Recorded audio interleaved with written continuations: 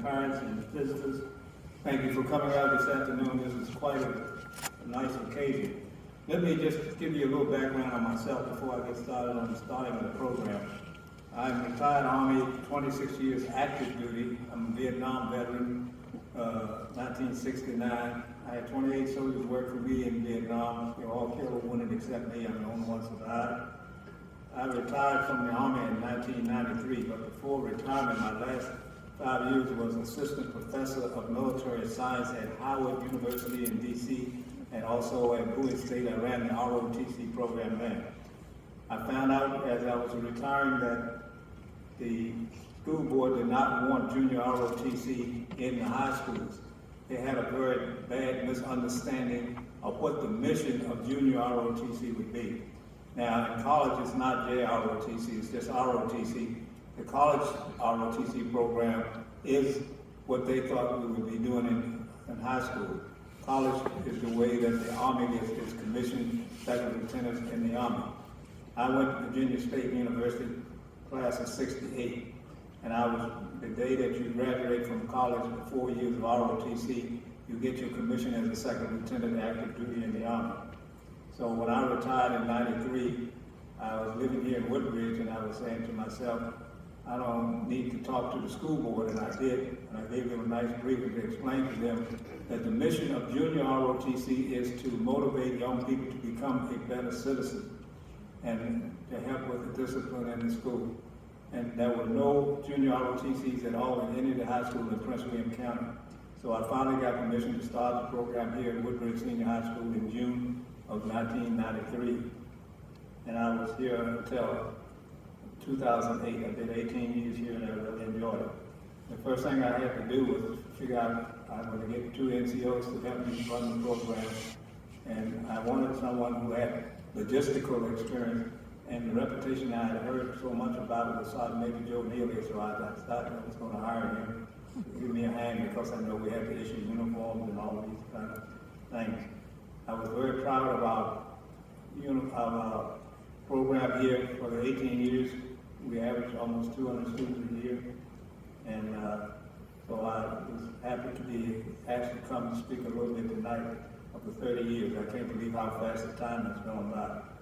So at this time, I want to let Sergeant Major Joe Neely make a few statements about his understanding of the program. And thank you so much for allowing me to do it. Thank you.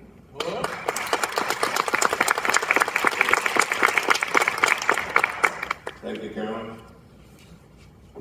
What a great day to see all of the former students that come back to be with us this evening.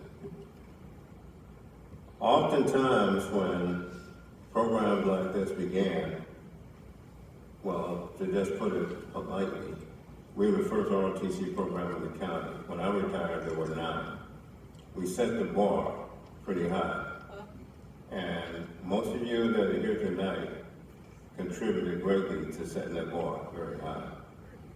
I was talking to one of our former students earlier, and I said, no, everybody doesn't want to be like Mike. Some of them want to be like you when they grow up. And when we go to drill meets and different competitions, and EJ, where are you, EJ? Mr. Elliott Jackson, formerly known as EJ. I can remember one of our earliest drill meets at Dunbar High School.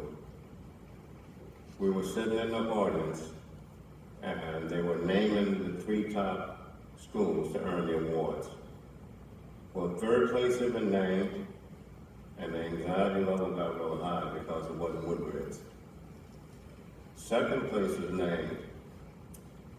Same thing all over again. They didn't call it Woodbridge. They hesitated.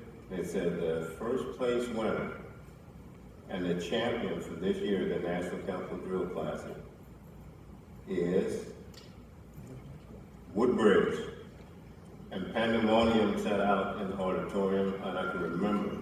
And I'm just wondering if EJ remembers this. He said, I never felt like this before.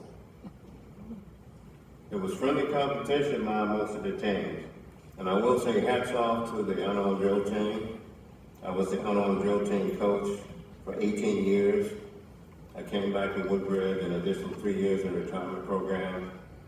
But as I was starting out to say, when you apply for a job and you interview for a job, people will ask, what are you bringing to the table?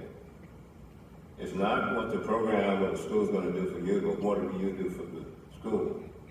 So we got to the point of doing like Colonel Matthews said, started earlier, to tell you what we're bringing as far as experience and what have you. Before I came to Woodbridge, I inaugurated the President of the United States. After be President Clinton. Just prior to that, I was the Logistics Sergeant Major for the National Capital Region in the Military District of Washington. In addition to that, I was also the Installation Sergeant Major at Cameron Station, which is now non-existent because it was a base closure victim. And I was the Director of Logistics Sergeant Major for Fort Belmont.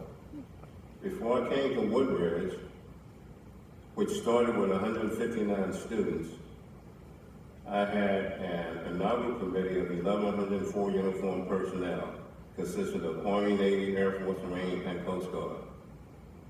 So I always used to deal in numbers, in pretty big numbers. Colonel Matthews at Howard University and responsible for Bowie State University for 5 years. So we brought so much experience to this program, and at the time, we had more experience on the job than some of the teachers in the school. Ms. White, who was the principal at the time, and Colonel Matthews were there for my interview, just the three of us. And the word on the street said the principal had interviewed 2 gentlemen already who were out of state. Colonel Matthews got hired off of a list of 41 officers. He was, at the end of the league, the most qualified. So he called me at home. I had not finished my application. But I was already an Army instructor, certified Army instructor, a distinguished instructor, and logistics was my specialty. So, you know, getting people in uniform at the beginning of the year is a big task because the sizing is all over the place. I actually started teaching in Virginia, but I was an Army instructor at Fort Lee, Virginia, in Petersburg. Talking to Mr. Ross earlier, who was a staunch supporter of the ROTC program, and everybody wanted to know, what did ROTC do? Well, we didn't recruit for the service. That's why we have recruited. The Army mandates that we cannot teach soldier skills. That's things that you would teach to combat soldiers. Our basic premise was to make better citizens and to help you make choices. And looking at the people that showed up tonight, I see a lot of success in that crowd. Our first year we had 159 students. The next 3 years we were over 200 each year. Our peak year we had 278 cadets. My first period class had 41 students. I had 1 open seat for a visitor. That's a pretty big class.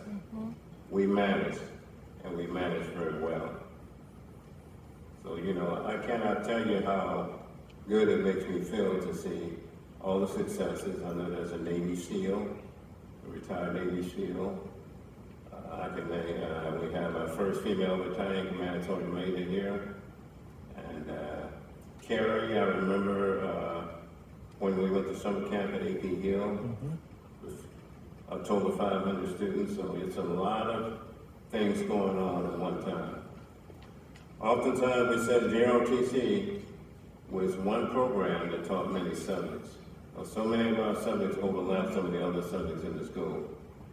And I'll close by saying, when you first come into high school, and ROTC is no different, you look into an opening about that big. As the year goes on, that opening gets wider. By the time you graduate, the opening is like that. You don't realize what you can achieve until you try. Because so often say, I can't. Well, an old adage says, success comes in cans, not in cans. I taught the first deaf student in ROTC. I even had a student that was visually impaired, had to sit in front of the classroom. And we had, you remember Mike Turner? Little Mike? Mike was a young man with special needs, and every day when I pulled duty at lunchtime upstairs, he would come by and he was so polite, he would stand there, and he would wait if I was talking to someone, and he would salute. And he would not leave, even if he was going to be late, until he spoke to me. But he wanted to join JROTC, so his father had addressed the crown, and he asked me, was it possible for Mike to be in ROTC? The colonel said, we'd be glad to have Mike. Well, Mike's father was a member of the parent council with the school, and I wasn't there, but I did hear that he got emotional when he was talking about Mike, because in his senior year, he attended the military ball with the date, and the most proud he's ever seen him was when he was in ROTC in uniform and in the parade. And during his dissertation, he broke down and cried, because Mike did something that his father thought he'd never be able to do. So those of you again that came out here this evening, I'm so proud to see all of you. I'm sure the